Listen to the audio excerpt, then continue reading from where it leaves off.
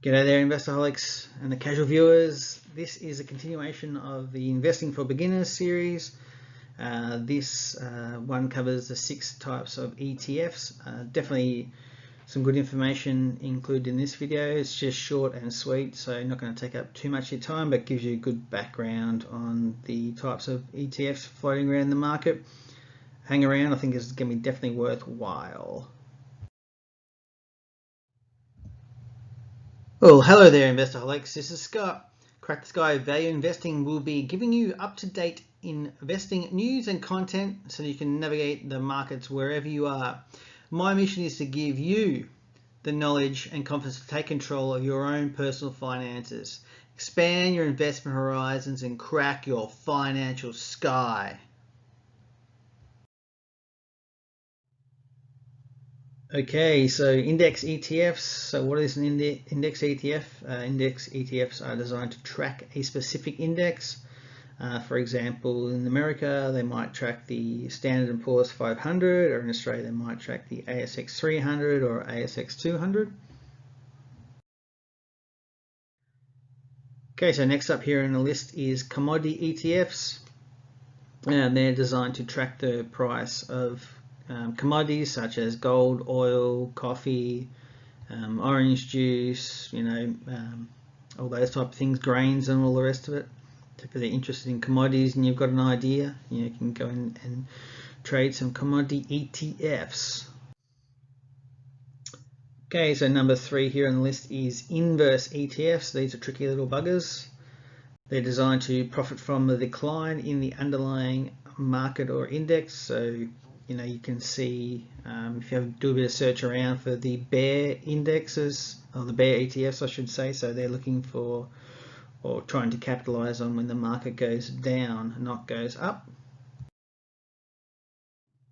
We've got the actively managed ETFs. Touched on these in other videos, but they're designed to outperform an index, unlike most ETFs which are designed to track an index. They also might have other specific tasks in mind. So active ETFs, they can pretty much cover a whole range of different type of activities, but definitely need to read the PDFs on these ones and make sure you understand what you're investing in. And typically active ETFs are also higher cost. Industry specific ETFs, so these are good ones if you've got to focus on specific industries such as maybe mining or technology or pharmaceuticals. So there's definitely quite a few industry specific ETFs out there. So if you think that there might be some ups or downs in a specific industry, you might want to have a look at looking at some ETFs that focus just on those industries and see how you go.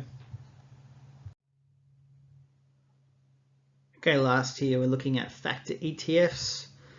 They're designed to achieve specific outcomes such as outperforming an index or lowering market volatility by targeting one or more factors such as value, growth or volatility.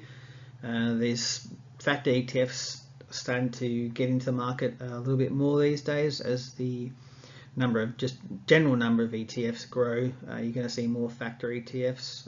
There's definitely a few on the market already.